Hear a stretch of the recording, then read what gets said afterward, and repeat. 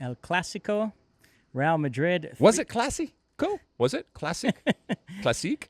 Well, we'll discuss. Real Madrid, 3-1 winners at home over Barcelona. Real Madrid started off well. Karim Benzema, who today is going to win the Ballon d'Or. I'll have some reaction to that on our next podcast. He put in a rebound after Vinicius was denied by Ter Stegen. Then there was a period in the first half where Barcelona was on the front foot. They had one great chance with Lewandowski after a cross by Rafinha, but it felt like it was by design. Real Madrid were letting them have the ball, luring them forward so they could hit them on the break, and they did. Valverde with a second goal before halftime to make it 2-0. Second half, Real Madrid were cruising, but then they kind of took the foot off the gas late. Xavi made some substitutions. Ansu Fati with a brilliant run, setting up a Ferran Torres goal, 2-1. Some nervy moments at the end for Real Madrid, but then Rodrigo earns a penalty. He converts it in stoppage time, 3-1 final. Real Madrid all alone atop La Liga. It concludes a terrible week for Barcelona with that Champions League result against Inter and now this defeat. It, I think, encapsulated what has become of this rivalry, in that Barcelona, we thought it was kind of back, and yet it's not quite back. It's further along than in the recent past, but it's still not there yet. To your point, Real Madrid, I thought, did a really good job of, even though when they wanted to have possession, kind of saying, okay, no problem, because in that moment, I mean, even in the first goal with Vinicius behind, the high line that Barcelona had and all of that space, and it's not like this guy's a tortoise, bad things are going to happen, and they continually did.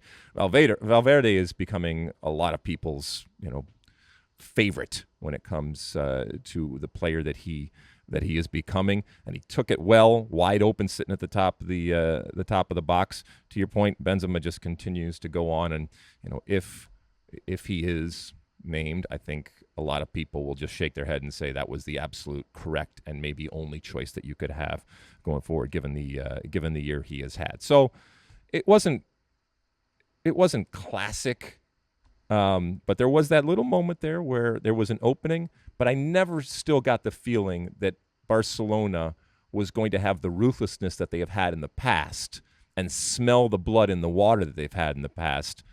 And ultimately, so the 3-1 scoreline, I don't think was necessarily surprising. Yeah, the issue for Barcelona, they rely on their wingers to be really dynamic players, Rafinha on the right and Dembele on the left. And Rafinha can't dribble past anybody right now. He looks awkward even trying it. So he can float around, play some clever passes, but his inability to beat fullbacks one-on-one is really reducing his impact on games. And then on the other side, Dembele is one of the best dribblers in the world, but his end product sort of comes and goes. And right now it's one of those periods where nothing is coming off for him. So Lewandowski's really been starved for service the last few games. I know he did score twice in that Champions League encounter against Inter, but for the most part, the last few games, he hasn't seemed all that happy. And then there's issues at the back. Koundé played well, but Eric Garcia's not that good. PK is washed up. So, yeah, this Barcelona team, after all the economic maneuvers they pulled, all the money they threw around, the signings they made, I still don't know if they're going to be that good this season. Let me ask you something. What, and this might be sacrilege to even say, but what gets Xavi fired? What constitutes where, because we recognize that he's iconic and he's going to be given a long leash and that this is much more of a process, but there's still only so much of a process, right? I think he gets this season for sure. It's his first full season, but if it looks like they're going to get knocked out in the group stage of the Champions League, assuming they don't win Europa and they don't win La Liga, and then maybe comes back and another season after this where the same thing happens, doesn't win any trophies, doesn't do anything in Europe, then So you don't think anything's changing in the next couple of seasons? No. Got it. Okay. All right. They've invested too much, and not all head managers, coaches are created equally. Yeah.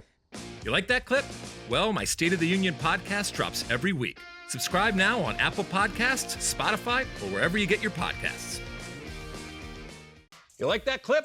Well, my State of the Union podcast drops twice a week right here on my very own YouTube page. The only way to stay up to date is to hit that subscribe button down below. Size the day, and see you soon.